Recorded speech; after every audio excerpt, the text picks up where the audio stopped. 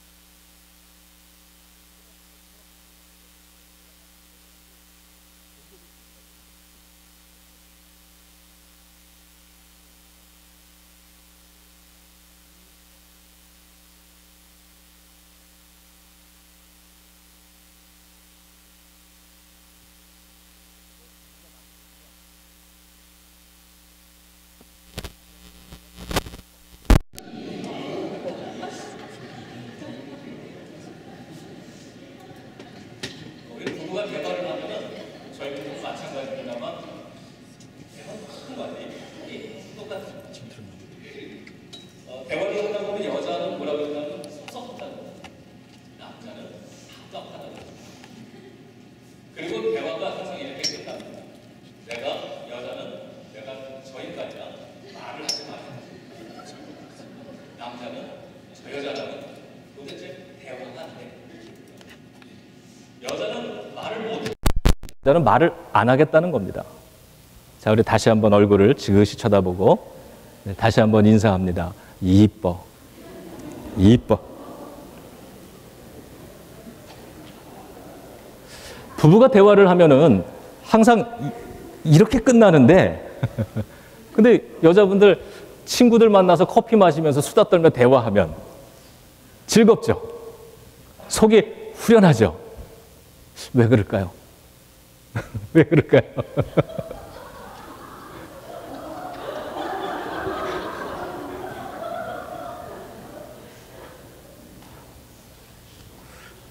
오늘도 뭐 제가 이런 얘기하면은 그 부인이 맞아 이러면 남편이 옆에 앉아있다 기분 나쁘죠? 그러면 한번 얼굴 쳐다보고 그러세요. 이뻐. 이뻐. 어제 우리가 이뻐 때문에 셀 모임을 아주 재밌게 했습니다. 부부간의 대화는 주로 일에 대한 겁니다. 일 그 자체에 대한 대화예요. 예를 들면 뭐 돈이 필요하다. 뭐 학교에서 뭐 아이가 뭐 이렇게 말썽을 부려가지고 학교를 가야 된다. 우리 집안에 뭐 큰 무슨 일이 생겼다. 뭐 이런 일에 대한 이야기입니다. 그런데 친구들과 만나서 하는 이 수다는 그 일로 인해서 파생되어지는 나의 이야기예요. 나의 감정, 나의 느낌, 나의 생각. 예를 들면 이런 거죠. 우리 며칠 전에 남편하고 아이들 교육 문제로 얘기를 하다가 서로 다퉜는데 뭐 그 인간이 좀 이렇게 얘기를 곱게 하면 좋은데 이렇게 얘기를 하더라. 그래서 내가 기분이 무척 상했다. 내 얘기입니다. 일 자체에 대한 이야기를 하면 대화가 건조해집니다.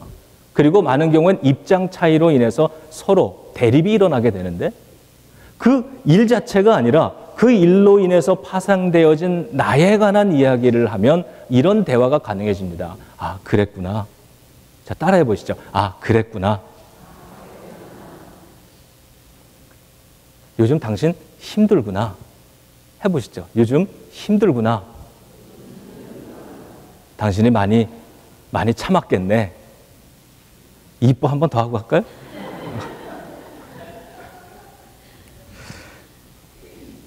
일 자체를 공유하는 것은 건조하고 상처가 남지만 일로 인해서 자기 이야기를 나누면 우리는 마음이 후련해지는 것을 느낍니다. 이것이 삶의 나눔입니다. 저희 집사람이 이 바깥에 이제 친구들이 좀 많습니다. 그래서 이 밖에 나가서 친구들을 만나고 오면 이제 즐거운 시간을 보내고 오면 가끔씩은 이제 저한테 막 그 얘기를 할 때가 있어요.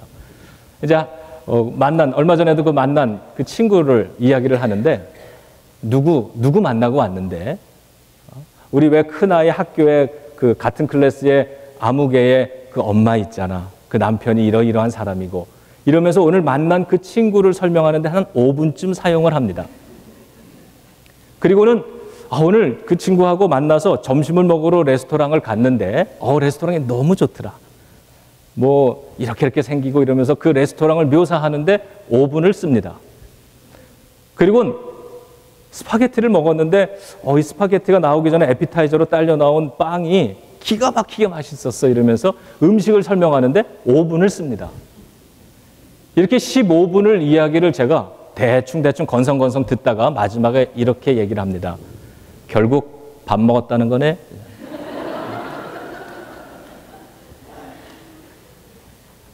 우리 집사람은 오늘 그 점심 먹었다는 일 자체를 이야기하는 게 아니라 그 일로 인해서 파생되어진 자신의 감정, 자신의 느낌 이런 것들을 이야기하는데 나는 그 모든 것들을 다 잘라내고 사실만 이야기하는 거예요. 뭐라고요? 따라해 보시죠. 밥 먹었다는 거네. 네.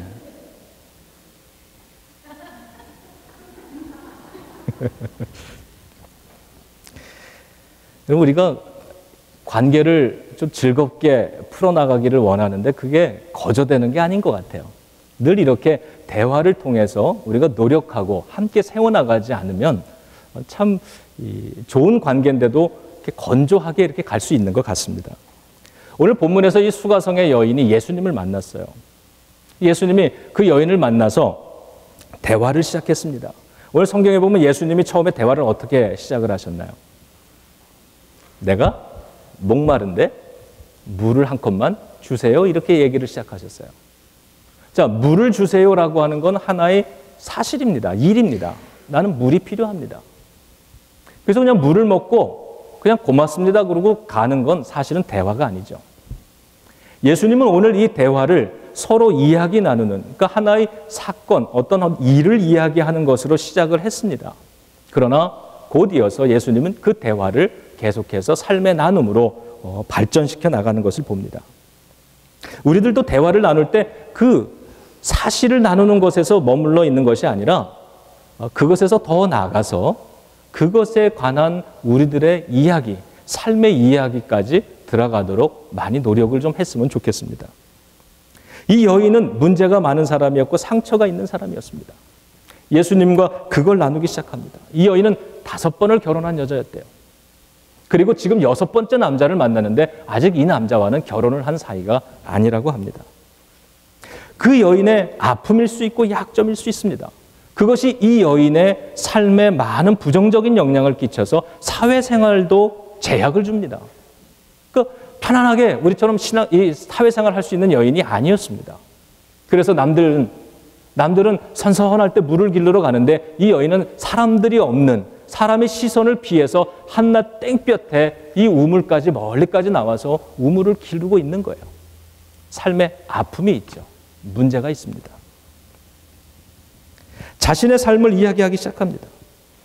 이 여인이 자신이 살아온 이야기를 예수님 앞에 들려드리고 그리고 자기의 삶의 성공이나 혹은 실패를 이야기를 통해서 삶을 나눔을 통해서 공유하기 시작합니다. 이때 놀랍게도 이 여인의 삶에는 변화가 일어나는 거예요.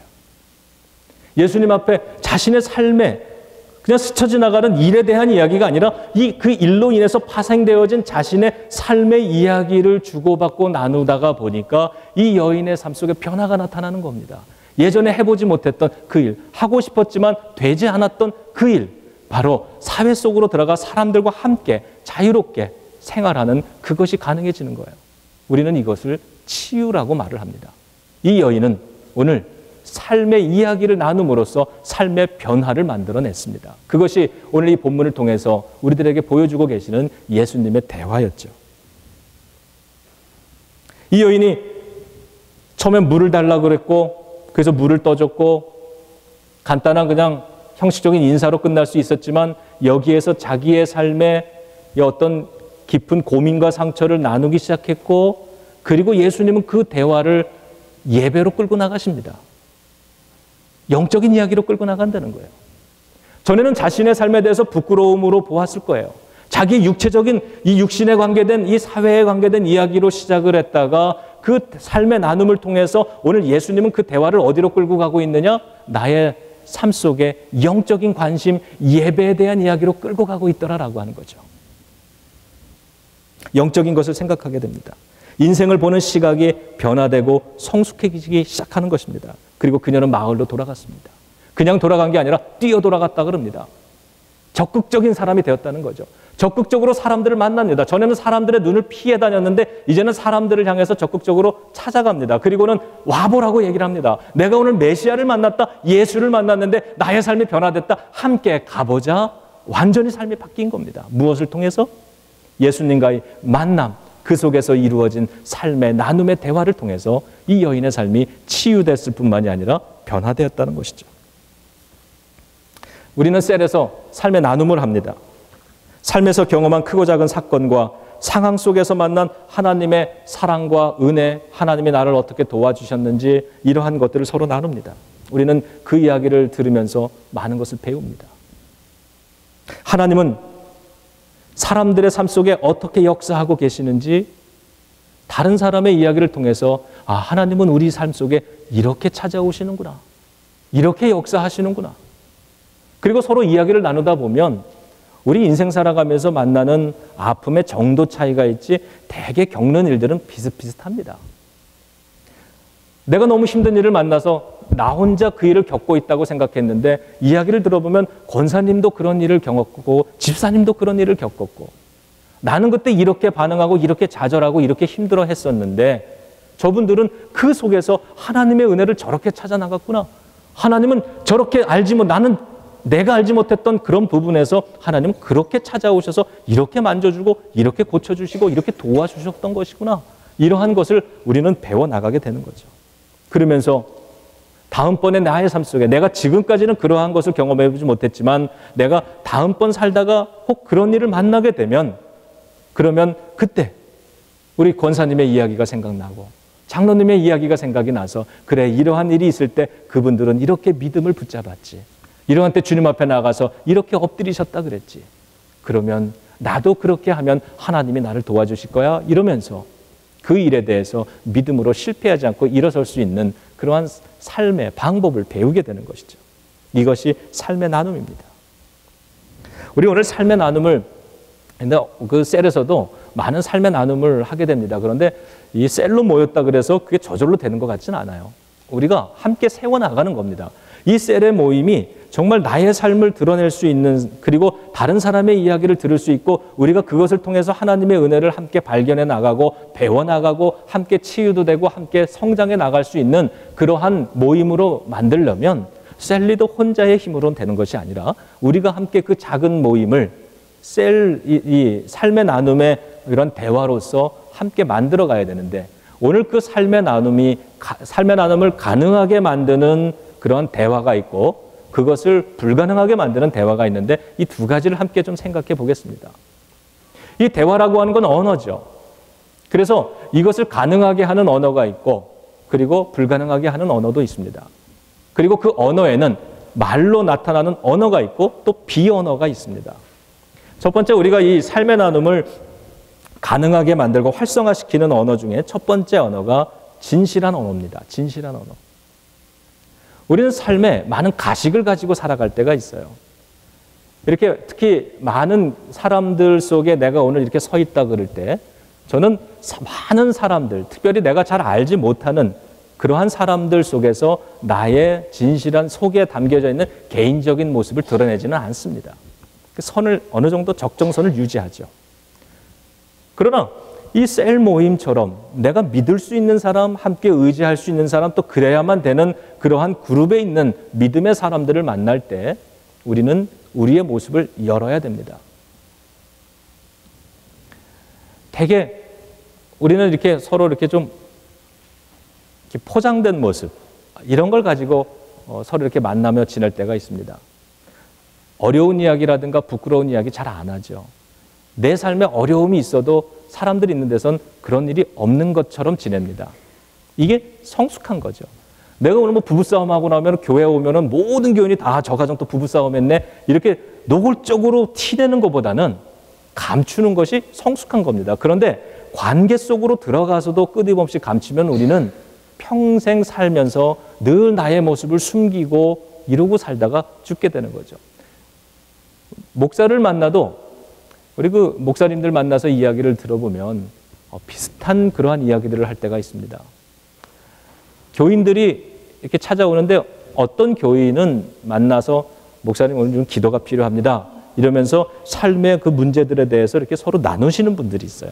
그러면 제가 구체적인 그 기도 제목을 가지고 이 새벽이나 개인 기도 시간에 기도를 합니다. 그리고 그분에게 도움이 될 수 있는 성경의 말씀이나 이런 것들을 가지고 틈틈이 그분에게 도움을 나름대로 드리려고 애를 쓰게 되는데 분명히 문제가 있는 것 같은데 문제가 어느 정도 있다는 건 내가 아는데 만나서 물어보면 아 목사님 아무 일 없습니다. 이러고 가시는 분이 있어요.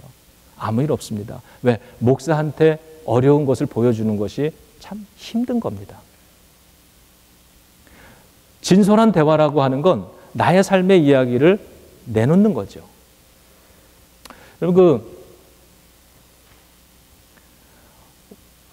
이 소그룹 모임에서 나의 이야기를 내가 솔직하게 열어놓는다 그럴 때 사실 이거는 무장해제하는 거죠. 내가 상대방을 모르면 그러면 무장을 합니다. 무장을 탁 하고 준비를 하고 있죠. 그래서 네가 나를 공격하면 나도 너를 공격할 거야. 네가 개방 안 하면 나도 철저히 나를 숨길 거야. 이러면서. 그러나 믿음이 있는 신뢰 있는 관계에 들어가면 나는 마음을 엽니다. 솔직하게 엽니다. 이것은 뭐예요? 나의 가장 연약하고 민감한 것을 드러낸다. 비무장한다라고 하는 무장을 해제한다는 겁니다. 우리는 이 무장을 서로 해제하고 만날 때 평화의 관계, 위로의 관계를 주고받을 수 있게 됩니다. 그러기 위해선 이 소그룹의 모임이, 셀 모임이 내가 신뢰할 수 있는 그런 모임이 돼야 되고 트러스트가 쌓이는 이 모임이 돼야 되는 것이죠. 그것은 무엇으로부터 가능하다? 진솔한 이 말로부터, 대화로부터 가능하다는 것입니다. 그리고 긍정적인 언어가 진실한 언어입니다. 여러분, 셀 모임, 제가 셀 리더인데 셀을 모이면서 그러는 거예요. 자, 이제 우리 삶에 대해서 좀 나누어 봅시다. 근데 뭐 인생이 뭐 있겠습니까? 인생 다 힘든 거죠. 아유, 인생은 고달픈 겁니다. 인생은 태어날 때부터 고통입니다. 그래서 우리는 태어날 때부터 앙 하고 울고 나옵니다. 아유, 그리고 뭐 하나님이 다 도와주시나요? 기도해도 안 되는 거 있잖아요. 자, 부정적으로 쫙 분위기를 만들어 놓고 자, 이제 한번 얘기해 봅시다. 기도하면 다 이루어지나요? 자, 여러분 우리 기도 제목 다 모아놓고 우리 한번 같이 중보기도 해봅시다. 이러면 그 안에서 역사가 일어날 수 없죠. 우리는 긍정적으로 만듭니다. 성경에 보니까 하나님이 두세 사람이 내 이름으로 모인 것을 함께 한다 그랬어요. 잘 느껴지진 않더라도 성경의 말씀이 그렇게 하고 있는 걸 내가 믿기 때문에 오늘 이 자리에 우리가 주님의 이름으로 모였는데 주님이 우리와 함께 계십니다. 우리 권사님 옆자리에 성령님이 계십니다.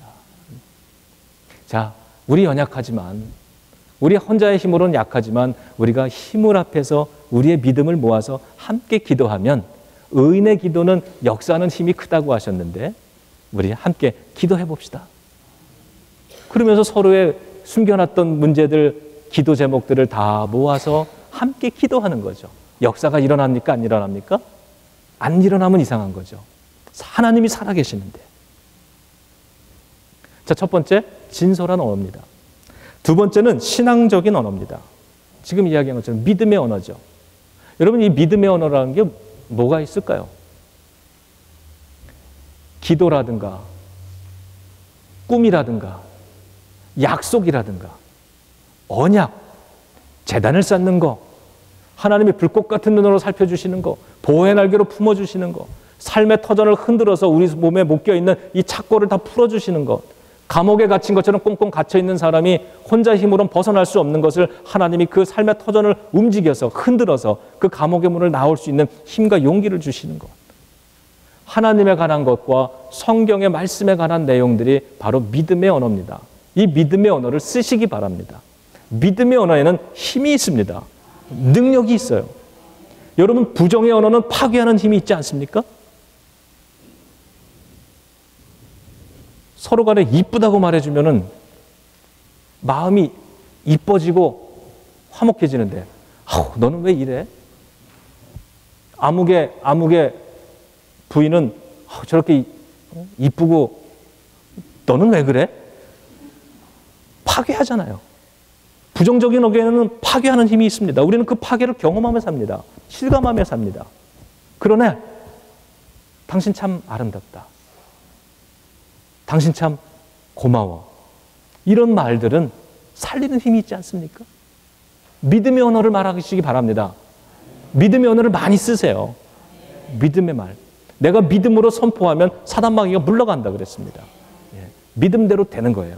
안 된다 그러면 믿음대로 안 됩니다. 된다 말하면 믿음대로 됩니다. 내게 능력 주시는 자 안에서 능치 못할 일이 있을 수도 있고 없을 수도 있고, 어떤 때는 있다가 어떤 때는 없다가, 성경은 이렇게 가르치지 않습니다. 뭐라고 가르치는 거예요? 내게 능력 주시는 자 안에서 능치 못할 일이 없다 말씀하는 거예요. 그러면 아멘입니까?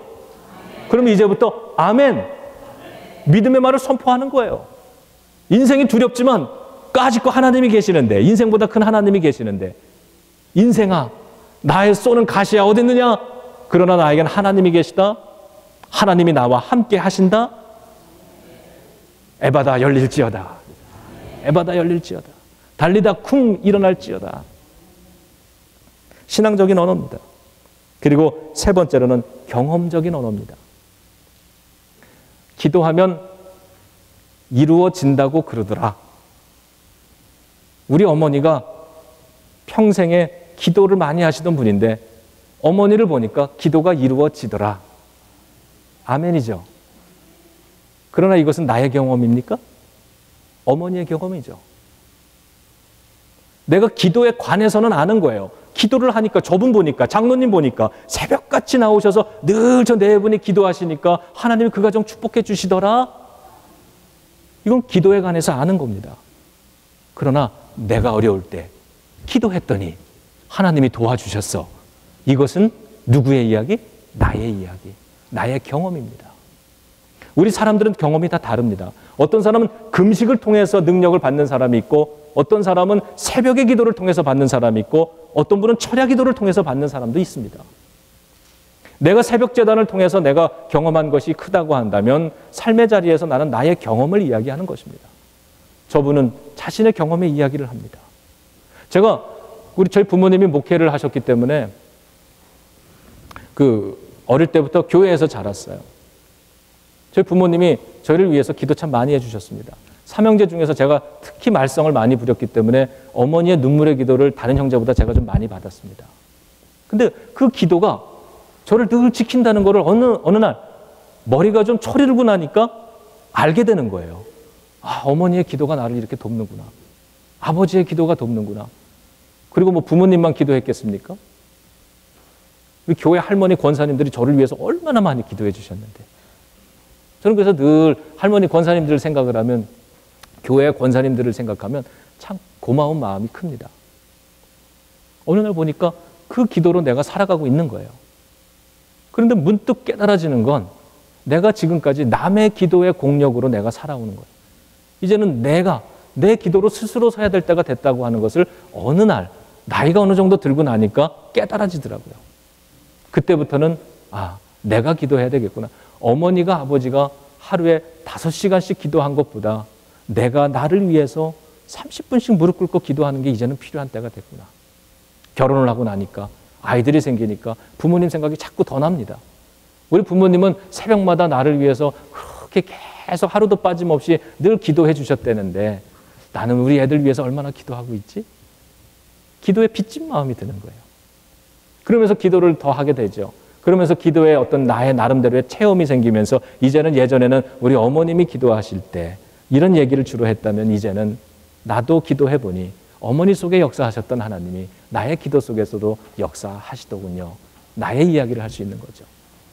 나의 이야기를, 내가 경험한 하나님의 이야기를 진솔한 언어에 담아서 함께 나누는 겁니다. 신앙적인 언어로 그것을 표현하며 나누면 그 이야기를 함께 듣고 함께 나누는 이 무리 가운데, 이 그룹 가운데 하나님의 놀라운 은혜의 역사가 이루어나는 거죠. 기적의 역사가 일어나는 줄로 믿습니다. 여러분, 이게 언어들이라면 비언어도 있습니다. 이 삶의 나눔을 가능하게 만드는 비언어인데, 자, 2가지만 말씀드릴게요. 첫 번째가 침묵입니다. 여러분, 침묵도 언어입니다. 근데 무슨 언어냐면 저를 따라해 보시죠. 신뢰의 언어다. 네, 믿음, 신뢰의 언어입니다. 어느 한 이제 셀에 처음 참석한 한 집사님이 이제 계시다고 생각해 보세요. 젊은 이제 그 새댁입니다. 결혼한 지 뭐 한 2, 3년 됐어요. 이제 셀 모임을 참석했는데 생전 처음 참석하는 거라 좀 낯설기도 하고 어색하기도 합니다. 사람들 앞에 내 얘기를 한다는 게 성격적으로 참 어려워요. 그래 본 적도 없고.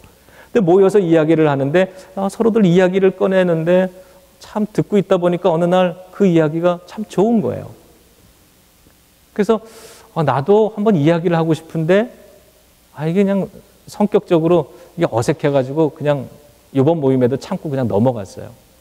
다음 모임에 와서 또 얘기하려고 막 생각했는데 얘기를 못했어요. 쑥스러워서.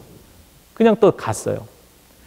한 3번째 모임에 참석했는데 이날의 주제가 내가 고민하고 있는 그 주제예요. 근데 얘기들을 막 꺼내는데 그게 막 나를 격려하기도 하고 너무 좋은 거예요. 내가 지금 이 이야기를 꺼내야 될 것 같아요.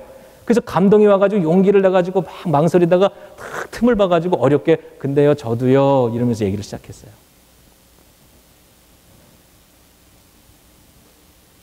어렵게 자기의 삶의 가정의 어려움 이걸 이야기를 했습니다. 그리고 마음이 너무 좋은 거예요. 기도까지 다 해줬어요. 그리고 다음날 기쁜 마음으로 교회를 갔는데 전교인이 그 이야기를 다 알고 있더라. 야, 이거 상처 아닙니까? 나라면 다시는 거기에 가서 내 얘기 절대로 안 합니다. 절대로 안 해요. 어쩌면 교회를 옮길지도 모르겠어요. 침묵의 언어. 침묵하는 건 신뢰입니다.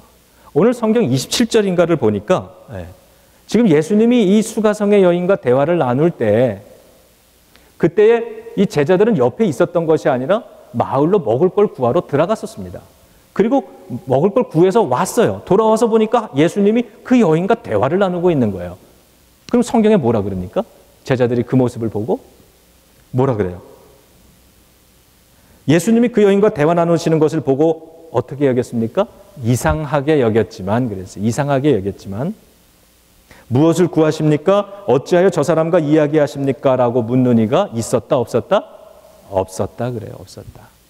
왜 얘기 안 했을까? 예수님이 왜 저 여자랑 이야기를 하고 계시지? 무슨 이야기를 하고 계실까? 예수님 무슨 이야기를 하셨나요? 묻지 않은 거예요. 왜? 저는 그렇게 믿습니다. 예수님이 물어봐야 얘기 안 해주시니까. 삶의 나눔의 이야기를 한 거, 그 사람과 예수님과의 사이에서 있었던 깊은 이야기에 대해서 그 상대방이 예수님을 믿고 자기의 모든 문제를 드러내고 그것을 이야기했을 때 예수님은 그 이야기 제자들이 물어봐도 절대로 침묵하신 거죠. 물어봐야 대답 안 해주실 걸 아니까. 물어보면 혼났을지도 몰라요. 예수님한테. 이상하게 여겼지만 물어보지 않더라. 여러분 다른 셀이 이렇게 모이고 왔으면 물어보지 마세요. 집사님, 아무개 집사님 뭐라 그랬어? 묻지 마세요. 그리고 물으면 대답하지 마세요. 묻지 마. 말하고 싶은 거 나 억지로 참고 있으니까 묻지 마. 죄짓게 하지 마. 내가 내 어려운 걸 얘기했는데 누군가 그 얘기를 전한다. 얼마나 상처가 되겠습니까? 나는 그 사람을 신뢰하지 못합니다.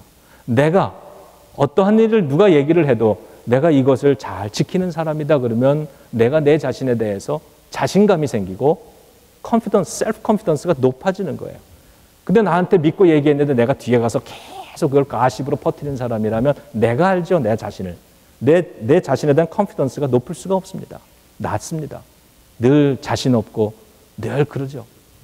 그러나 내가 스스로 지킨다라고 하면 저는 당당합니다. 사람들 앞에 당당합니다. 침묵입니다. 침묵은 무슨 언어다? 신뢰의 언어다. 그 다음에 몸짓이 있습니다. 이것은 우리가 흔히 바디랭귀지 이렇게 얘기하는 건데, 자, 몸짓은 따라합니다. 무슨 언어냐면 공감의 언어다. 자, 옆에 분들 인사하시죠. 이뻐. 네, 따라해 봅니다. 공감의 언어다. 네, 공감하는 언어입니다. 몸짓은 이런 거예요. 제가요, 자라온 교회에 이제 나중에 커가지고요, 목사가 돼서 일본에 선교사로 갔다가, 거기 한국을 방문했을 때 설교할 기회가 있었어요. 근데 설교를 하는데, 와, 그 장로님 수십 년 동안에 변함이 없어요. 늘 그 자리에 앉아서 목사님이 설교하면 이러고 설교를 듣습니다. 그날도 제 설교가 시작이 되니까 팔짱을 딱 끼시고요. 그리고 한 손은 턱을 갭니다. 고개는 15도 내리킵니다. 눈을 감아요. 그리고 가끔씩 고개를 끄덕이는데 이게 고개 끄덕이는 건지 조는 건지. 그러면 저는 거기를 보고 설교 안 합니다. 왜? 안 듣고 있잖아요. 내가 자꾸 거절당하는 건데. 막 이렇게 집사님들처럼 이렇게 저를 보고 막 웃어주시는 분들만 자꾸 쳐다보고 얘기를 하죠. 끝나고 나서 악수를 하는데 그분이 오시더니 목사님 설교 잘 들었습니다. 저는 헷갈리는 거야. 아, 이분이 저런 게 아니었나? 바디랭귀지. 생각해 보세요. 악수하는데 그분이 목사님 오랜만에 오셔가지고 설교하셨는데 어느 구절이 설교 어느 부분이 내 마음을 쳤습니다. 이 얘기를 하는데 그 얘기 시작하자마자 제가 이러고 있다면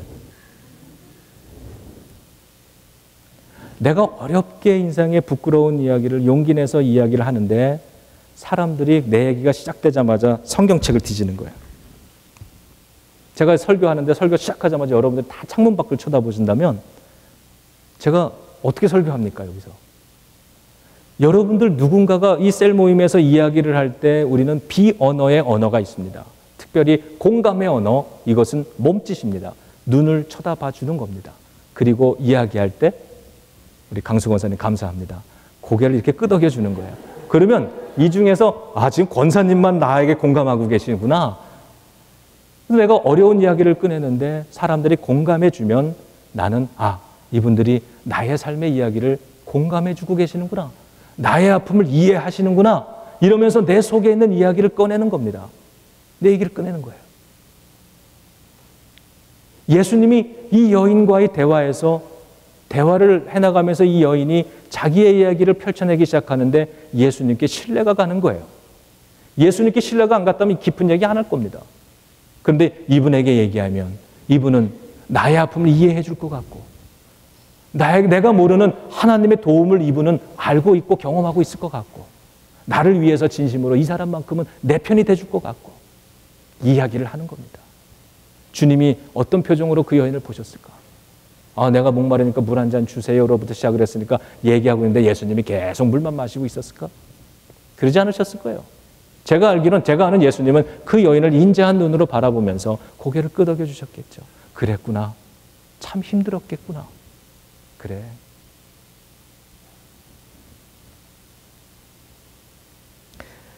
이 몸짓의 언어가 있는데요.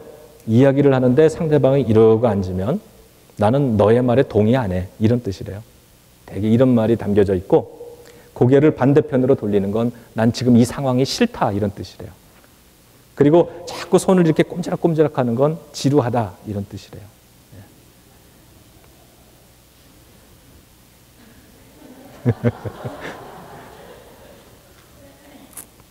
자, 이번에 삶의 나눔을 방해하는 언어만 잠깐 살피고 마치도록 하겠습니다. 자, 첫 번째, 하지 말아야 되는 이 삶의 나눔을 회방하는 언어, 첫 번째는 판단하기입니다. 예수님은 수가성 여인에게 물을 처음에 가서 달라 그러셨는데 여러분 그 여인의 반응이 어땠습니까? 첫 반응이. 물이 필요하세요? 목마르시군요. 제가 드리겠습니다. 이러질 않았어요. 이 여인은 쌀쌀맞고 퉁명스러웠습니다. 왜 그랬겠어요? 왜 그랬을까요? 삶에 아픔이 많은 거예요. 인생이 피곤한 겁니다. 남을 끌어안을 만한 여유가 없는 거예요. 예수님이 물 한 컵 좀 달라고 그랬으면 그러면 이 여인이 물을 주면 되는데 이렇게 얘기합니다. 아니, 유대인 남자인 당신이 사마리아 여자인 나에게 왜 물을 달라 그러세요? 퉁명스럽게 탁 쏘아붙이죠. 우리가 이런 사람 만나면 보통은 뭐 저런 인간이 다 있어? 이러지만 예수님은 그러시지 않는 거예요. 예수님은 어떻게 하는 겁니까? 저 여인이 저런 반응을 하게 되는 그 내면의 아픔이 뭘까? 이걸 보는 거죠. 이걸 우리는 치유에 대한 관심이라고 얘기합니다. 저는 우리 교회가 치유하는 교회가 됐으면 좋겠습니다. 치유에 대한 관심이 있으면 좋겠어요. 사람이 찾아오면 뭐 저 사람 저런 사람이 다 왔어? 이게 아니라 왜 저분은 저런 비상식적인 얘기를 하고 왜 저런 건강하지 못한 저런 인간관계를 자꾸 표현할까? 내가 알지 못하는 저분의 삶 속에 있는 아픔은 뭘까? 주님, 우리 셀에 우리 교회에 새로운 분이 오셨는데 저분은 내가 모르는 어떤 아픔이 있는 것 같아요. 왜 이렇게 사람들을 핥히죠? 그 삶에 있는 어떤 상처가 어떤 분노가 있길래 주님, 우리들 이 교회에 와서 저분의 그 상처가 예배를 드리다가 치유되기 원합니다. 우리 셀 모임에서 서로 중보기도 하다가 마음이 열리면 좋겠습니다. 기도해 주는 거죠. 자, 예수님은 쌀쌀맞고 냉담한 반응을 보이는 그 여인을 성급하게 판단하지 않으십니다. 만일 예수님이 뭐 이런 여자가 다 있어? 이렇게 판단을 해버렸다면 그 여인은 그날 그 자리에서 삶이 변화되지 못했죠. 그러나 예수님 판단을 미룹니다. 그 여인의 아픔을 봅니다. 그 삶에 회복되어야 될 문제를 봅니다. 그리고는 그 대화를 유지해 나가셨고 그날 그 여인은 그 자리에서 치유받고 삶이 회복되는 놀라운 기적 같은 역사를 만났던 겁니다. 주님은 판단하지 않으셨듯이 우리도 너무 빨리 판단하지 않는 겁니다. 자, 따라해보죠. 하나님이 포기하신 사람이란 없다. 옆에 분을 슬그머니 쳐다보시면서 맞아. 하나님이 포기한 사람은 없어. 자, 두 번째는 성급하게 결론 내기입니다. 자, 셀에 참석해서 그 세댁이 어렵게 자기의 이야기를 꺼냈는데 얘기를 들어보니까 결혼 3년 차 남편 때문에 속상해 죽겠다. 이 인간이랑 계속 살아야 될까? 못 살겠다. 우리 결혼생활 30년을 한 권사님이 가만히 들어보니까 철이 없어요. 야, 저거 가지고 유치하게. 그래서 얘기를 하는데 딱 껴듭니다. 그리고 결론을 내줍니다. 세댁 아니죠. 집사님, 자매님, 별거 아니야. 기도해. 하나님이 다 해결해 주셔. 자, 그러면 그 세댁의 입장에서 결론이 났습니다. 어쨌거나. 더 이상 얘기가 됩니까? 안 됩니까? 얘기할 수가 없죠. 이미 결론 나왔는데 기도하는 건데. 기도하면 되잖아요, 이제. 그러면 내 삶의 진실, 아직 숨겨진 이야기는 여기 이만큼 남아있는데 이 모임은 나를 받아주지 않는구나. 그리고 그 권사님 다시는 내가 찾아가서 난 인생 얘기 안 합니다. 왜? 저분은 무슨 얘기를 해도 중간에 끊어먹고 기도해, 금식해 이럴 텐데 안 가도 뻔히 대답을 하는데 뭐하러 내가 얘기를 합니까? 그냥 혼자 알아서 금식하지. 그러나 갔는데 이야기를 하니까 그래. 한 권사님이 그래요. 그래, 자매님, 내가 얘기 들어보니까 나도 결혼 초기에 그랬던 것 같아. 근데 시간 지나니까 한 7년 지나고 10년 지나니까 다 이해가 되더라. 그러면서 그냥 자매님도 조금 이해하고 참고 기도하고 더 사랑으로 더 잘 대해주고 그러면 조금 더 좋아질 수 있어. 이렇게 그러면서 나도 참 뭐 시댁살이 나도 엄청나게 힘들게 했는데 그때 남 모르게 주님 앞에 가서 새벽 제단에 나 많이 울었다. 근데 그때마다 하나님이 위로해 주시더라. 남편 존경하라 그러더라.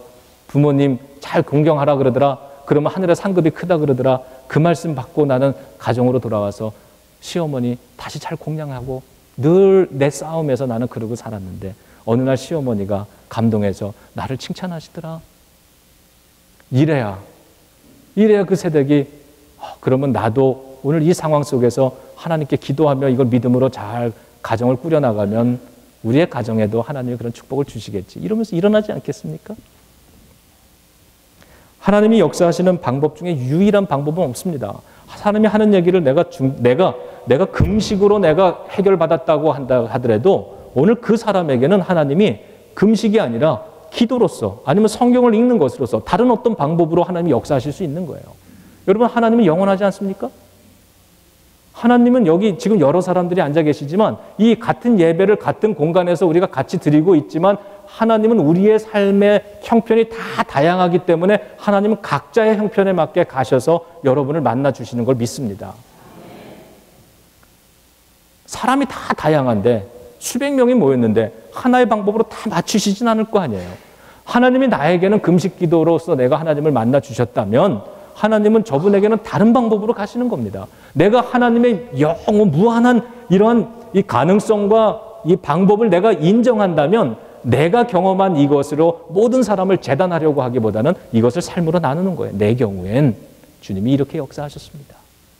다른 분은 다르게, 이분은 또 이렇게. 그리고 모아보니까 하나님은 이렇게 다양한 방법으로 우리를 도우시는구나.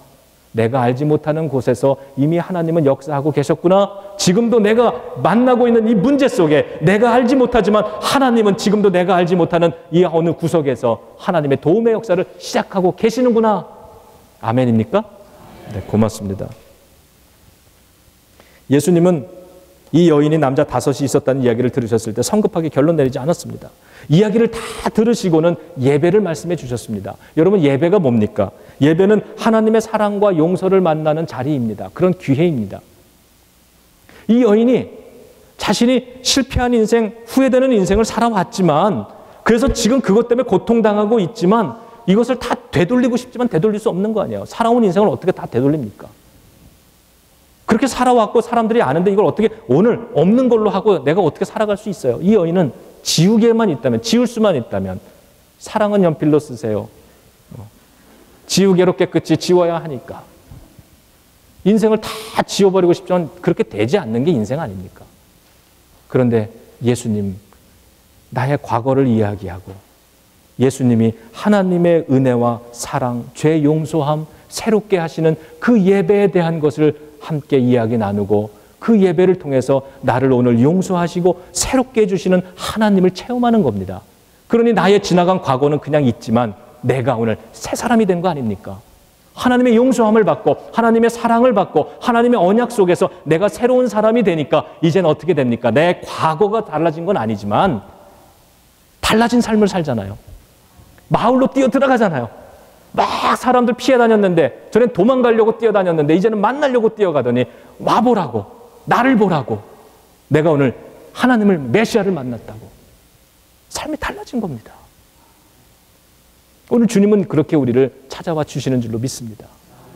자, 이 대화를 통해서 예배를 경험하게 되는 거예요. 예배를 통해서 새롭게 하시는 하나님을 체험하게 된 겁니다. 이제 이 여인이 가서 마을에 가서 나와보라 그럴 때 사람들이 모이면 무슨 얘기하겠어요? 자기 인생 얘기하겠죠. 삶의 나눔을 하겠죠. 그 이야기를 들은 또 다른 사람이 주님을 직접 만나지는 못했지만 이 여인이 만났던 우물가의 이야기를 통해서 누군가는 희망을 얻고 용기를 얻고 오늘 그 삶을 다시 힘을 내서 믿음으로 일어서겠죠. 자, 삶의 나눔이 일어나는 대화가 있습니다. 그리고 그 대화가 이루어지는 장소, 소그룹 모임, 셀 모임이 있습니다. 여러분, 이 셀은 하나님이 우리에게 주신 놀라운 축복의 도구라고 저는 믿습니다. 그리고 그곳에는 이 우물가처럼 제가 저희 셀을 이름을 우물가 셀이라고 한 건 이 우물가에서 바로 이러한 이 사건을 통해서 사람이 변화된 것처럼 우리 셀에서도 이 셀에 들어가는 나도 좀 그렇게 늘 새롭게 변화되면 좋겠다는 그런 의미로 이 우물가 셀이라고 그랬는데, 비록 우물가 셀만이 아니라 모든 셀에는 하나님께서 이렇게 삶의 나눔을 통해 부어주시려고 하는 허락된 그 축복들이 이미 풍성하게 준비되어 있는 걸 믿습니다. 여러분들께서 그 삶의 자리, 그 삶의 나눔의 자리에서 여러분의 인생을 그와 같이 그 여러분의 언어로 잘 함께 공유하신다면 오늘 이 수가성의 여인의 삶에 나타났던 그 놀라운 이 구원의 역사, 다시 살아나는 역사가 저와 여러분들 우리 모두의 가정 속에 함께 일어날 줄로 믿습니다. 기도하겠습니다. 아버지